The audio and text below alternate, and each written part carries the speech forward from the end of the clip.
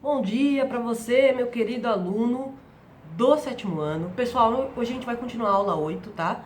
Que é a Baixa Idade Média, uma Europa diferente. Na continuação da aula, vocês vão perceber que vai ter um tópico chamado Mudanças na Organização Social, Novos Grupos Sociais da Europa Medieval. Primeiramente, eu gostaria de dizer para vocês que toda vez que a sociedade tem uma mudança no seu modo de produção, tem uma mudança na sua forma de se organizar socialmente, de maneira geral, né? Porque quando eu falo modo de produção, é isso. Se a produção do campo na Idade Média era predominantemente dentro do feudo, é óbvio que o feudo teria o maior poder aí, no caso, tanto econômico quanto político, pois a grande produção era feita dentro dele. A partir de agora que as cidades vão passar a ser o local onde as pessoas vão se agrupar mais e, por consequência, o local onde as pessoas vão... Fala, dog! E, por consequência, o local onde as pessoas vão produzir mais, esse poder político e econômico vai ser transferido para as cidades. Tá? E como que esse poder político e econômico vai se desdobrar? Através da criação de novos ofícios, através da criação de uma nova classe social, que agora já pode ser chamada de classe social, porque é uma grande quantidade de pessoas, principalmente, tá? E não é parte da elite, é parte da base da pirâmide social aí dessa época, que são os comerciantes ou os burgueses, como eles eram conhecidos na época, tá? Então, meus queridos, é o seguinte... Como vai surgir o comércio novamente nas cidades e vai ter uma moeda de troca, ou seja, vai ter o ressurgimento da moeda, né? Porque assim, deixa eu ver se eu tenho aqui, eu devo ter algum dinheiro aqui. Vamos lá. Vamos lá, gente. Então é o seguinte, pessoal. Tá vendo isso daqui, ó? Isso aqui é uma moeda de troca. Por quê? Isso aqui é um papel. É um papel que... Se você pensar bem, o que é o dinheiro de fato? Você fala assim, meu, como que pode um papel definir se eu vou comer ou não? Definir se eu vou conseguir ter acesso a certas coisas ou não. Porque esse papel tem um valor simbólico. Ele tem um valor também de troca. Então o dinheiro, nas sociedades modernas, vamos dizer assim, o dinheiro ele vai ser, obviamente, necessário. Tipo assim, gente... Não tem como. Só um minuto que eu vou higienizar minha mão que eu peguei no dinheiro. Pronto, galera. Toda vez que vocês pegarem dinheiro, vocês façam isso, tá? Álcool e gelzinho na mão, higieniza a mão. Porque o dinheiro, por ser uma moeda de troca, roda milhares de lugares diferentes, né?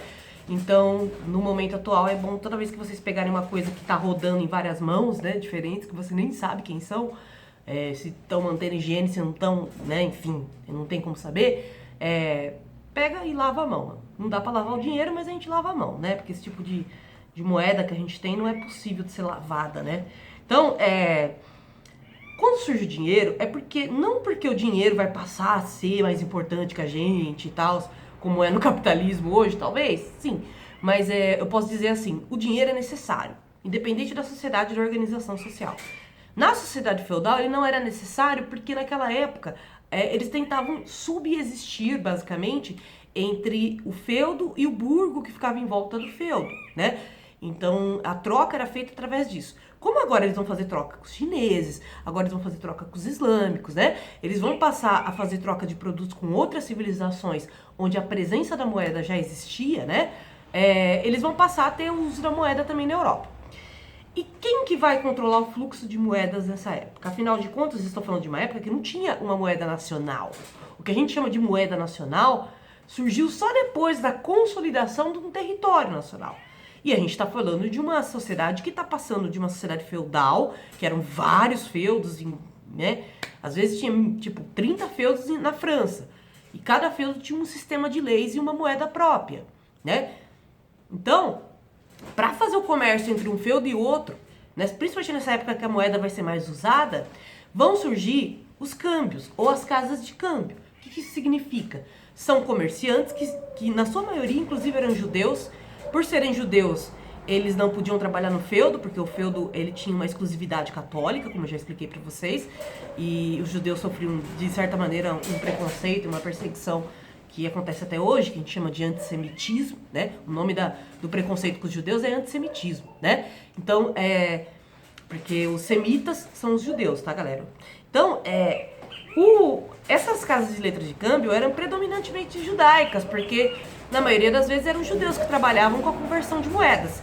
E como que funciona uma casa de câmbio? Você vai lá com seu dinheiro e fala assim, eu quero comercializar em Flandres. Tá, vou comercializar em Flandres. Desculpa o barulho, viu, gente? Tá ventando muito. E aí o judeu pega lá na casa de câmbio a sua moeda e converte ela para a moeda de Flandres, para os valores da moeda de Flandres. Quem vai dar o valor do dinheiro dessa época? Esses caras da casa de câmbio, tá? Esses judeus. Gente, a casa de câmbio é tipo um banco, tá? É o que a gente hoje conheceria por banco, que é onde, por exemplo, se você for para os Estados Unidos, você vai converter o real em dólar. Quer dizer, ultimamente tá meio difícil, né? Você tem muita grana para ir para os Estados Unidos, porque o real tá valendo... Quantos reais estão valendo um dólar? Acho que 5, não sei, 6, né? Para pensar. 50 reais você vai converter em 5 dólares, basicamente, né? No tempo atual. Então, meus queridos, continuando, vão surgir as casas de câmbio, tá? E também vão surgir, aqui tem inclusive o cambista, ó, contando as moedas, vendo os valores, né? Bonito o estilo de se vestir da galera dessa época, né? É bem curioso reparar até na maneira que eles se vestiam e tudo mais. Então, os cambistas vão ser, em sua maioria, judeus, que vão converter as moedas. E, para ser mais seguro ainda, em vez de você sair da casa de câmbio com um dinheiro na mão, que eu tô falando de uma época que tava tendo altos saques, roubos. Lembra que eu falei que na aglomeração das grandes cidades, muitas vezes grupos ficaram marginalizados pela desigualdade social da época e acabaram vivendo de saques e roubos, né? Principalmente pessoas que saíram do feudo sem perspectiva de conseguir algum outro tipo de ofício, algum outro tipo de trabalho, certo? Bom, continuando. Eles davam um papel que seria como se fosse um cheque, entre aspas, hoje, né? Esse papel, ele te dava autorização para chegar na casa de câmbio de Flandres e pegar dinheiro de lá, entendeu? Era um papel o papel, ele tinha uma função econômica. Então, somente a pessoa autorizada e a pessoa que, de fato, pagou pela conversão da moeda, que poderia retirar esse dinheiro lá em Flandres, tá? Ou em Londres, tanto faz. Tô dando exemplos aí hipotéticos, que cada cidade tinha uma moeda nessa época, né? Então, de certa maneira, dava uma segurança maior para os comerciantes, né? Principalmente para os comerciantes que precisavam ir até outras cidades para comprar os seus produtos. Dava uma segurança, pois eles não carregavam mais dinheiro. Então, esse sistema bancário ele foi muito importante para a retomada do comércio nas cidades, tá? E também o que foi mais importante ainda foi a criação de mão de obra, que são as casas de ofício. O que eram as casas de ofício? Você tinha um artesão, que era o chefe, né, o mestre artesão, que era o cara que manjava dos paranauês de determinada coisa. Vamos supor, é o ferreiro, que manja de tudo, assim, de metalurgia, até de manusear ouro, de manusear prata, enfim, né? Ele sabe que cada tipo de metal tem um tipo de fundição diferente, né? E aí esse ferreiro vai conseguir, de certa maneira, né, passar o ofício dele, ensinar como que se faz essas coisas para outras pessoas. Lembra que eu falei que no sistema feudal passava de pai para filho? A partir de agora não vai ser mais assim. Eu posso ir na casa de ofício quando eu tivesse, sei lá, uns 14, 13 anos, que era a idade na época mais ou menos que a galera começava a trabalhar. Eu sei, é assustador, eu sei. E até hoje, infelizmente, tem gente que começa a trabalhar logo cedo, assim. Eu digo infelizmente porque existe uma fatia da juventude que vocês têm que reservar para estudar e viver a juventude, né? E aí depois a vida adulta você reserva para trabalhar, porque trabalhar é um negócio que exige uma certa responsabilidade, entende? E é difícil até pra gente que é adulto. Então, continuando, essa casa de ofício, o ferreiro, que é o mestre artesão, e é interessante observar que o maior profissional, a pessoa que mais manjava daquele assunto, era o mestre, né? Era esse o termo que a gente dava. Mas mais importante era mestre artesão. Então, nessa época, o trabalho, meus queridos, não tinha uma separação com a arte. Havia, sim, uma visão artística do trabalho. Por isso que, Quando a gente faz móveis, por exemplo, as pessoas não fazem móveis só simplesmente pela função deles, mas eles dão a forma que eles querem. Então, eu quero fazer uma mesa arredondada. Ah, não, eu quero fazer uma mesa quadrada, mas com vários detalhes de flores embaixo e tudo mais. Vou fazer uma carranquinha, né, que aquele tipo parece um dragãozinho assim no meio dos detalhes. Então, esse lado artístico do trabalho é o que dá o toque do mestre artesão, que dá o toque do trabalhador. É o que o trabalhador faz quando ele constrói um produto que ele quer que seja a cara dele. Então, nessa época, o trabalhador trabalhava, né, para fazer os produtos do jeito que ele queria, com uma visão até artística dele sobre as coisas, né? Então, é por isso que a gente chamava de mestre artesão. Artesão de artesanato, de artes, né? E mestre, porque ele era o especialista naquela área, tá? Então ele ensinava os seus pupilos, em troca do ensinamento, eles produziam para ele. Então, por exemplo, né? Ele falava assim, eu preciso produzir 10 cadeiras para casa de um nobre. Então ele vai lá ensinar pros pupilos lá dele, lá pros aprendizes dele, como que se produz a cadeira, ele vai ensinar a técnica para poder fazer alguns detalhes na cadeira, eles vão produzir, ele vai pegar essa produção deles e vai vender. Então, assim, é claro que ele sai lucrando em cima disso, que seria o quê? Ele sai ganhando dinheiro em cima do trabalho dos outros, mas não era uma visão de lucro como é hoje, né? Que o mestre artesão sequer nem existe mestre artesão hoje, né? Essa figura do líder no ambiente de trabalho, dependendo do modo de produção, nem precisa ter, né? Muitas vezes, que nem, pergunta para um trabalhador da Coca-Cola se ele conheceu o dono da fábrica, né? Então, é esse tipo de relação que eu tô querendo dizer, tá? Então, assim, nesse sentido, o trabalho, o fruto do trabalho que aquele aprendiz estava tendo, ele sabia qual que seria. Ele sabia o quanto seria vendida aquela mercadoria. Ele sabia todo desenrolar. Onde ele ia achar madeira, como que ele ia fazer para cortar essa madeira, como que ele ia emoldurar essa cadeira, o valor do tempo que ele teve da madeira que ele comprou, a matéria bruta, mais o trabalho dele virava o valor do produto, certo? Então, ele tinha uma noção do que valia o trabalho dele, qual era o valor do trabalho dele. Por que eu tô falando isso, pessoal? Porque depois da Revolução Industrial, o trabalhador vai ser alienado. O que significa alienado? Ele não vai saber o valor do trabalho dele, tá? Fica a dica aí. Por isso que eu tô focando tanto em dizer, poxa, nessa época o trabalhador sabia o valor do trabalho dele, tá? Então, e ele nunca venderia uma cadeira por menos, né?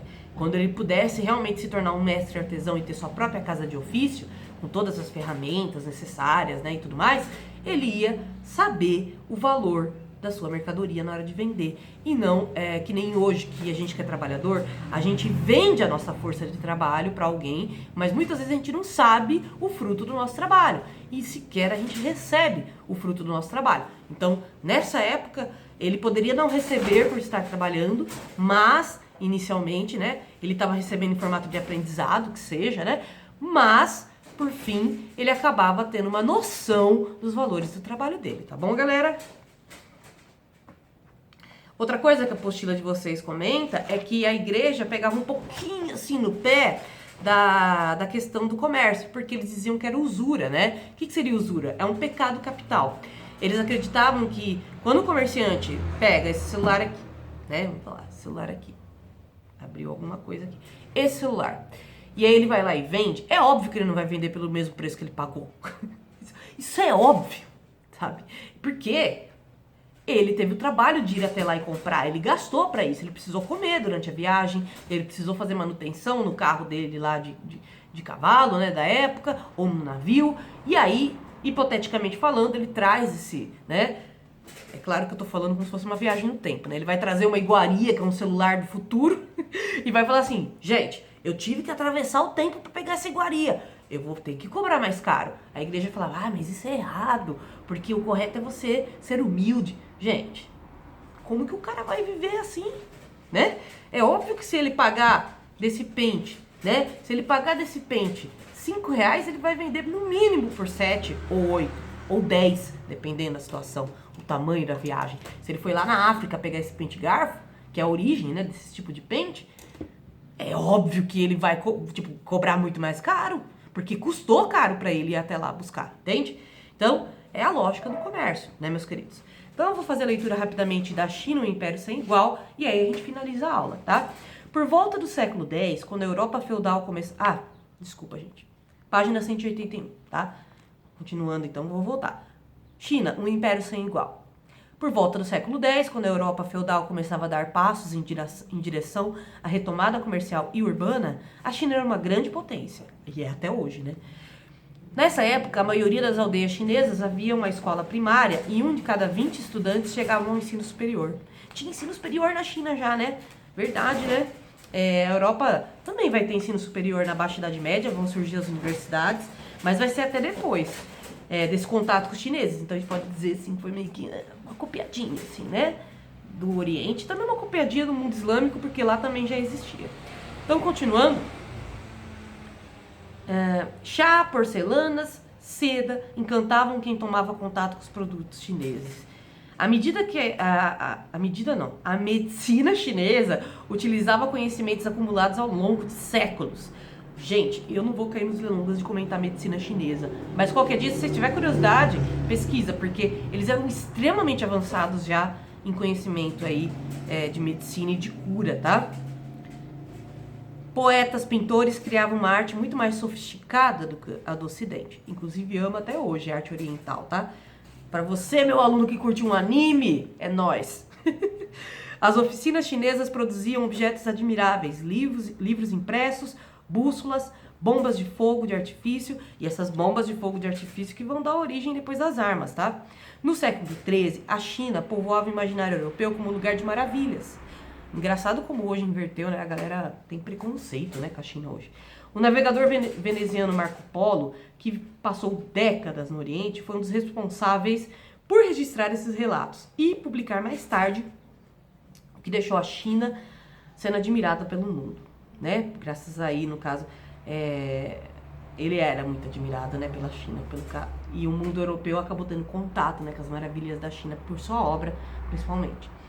Os europeus copiaram muitas das técnicas chinesas e aprenderam a fabricar tais objetos, graças aos mercadores árabes que traziam muitos produtos e ideias da China até o Ocidente, tá? Então a gente tem aqui uma pintura, né? O Imperador da China, como vocês podem ver, já era uma pintura que tinha uma certa profundidade, um movimento, né? Dá pra você perceber mais ou menos o que cada pessoa tá fazendo. E aqui a gente tem a ida do Marco Polo, né? A vinda do Marco Polo ao Oriente, tá, galera? Então, vocês vão fazer pra mim a atividade 2, tá? Pra finalizar essa aula. E os testes que são da página 181 e 182, beleza? Um beijo pra vocês, meus queridos, e até a próxima.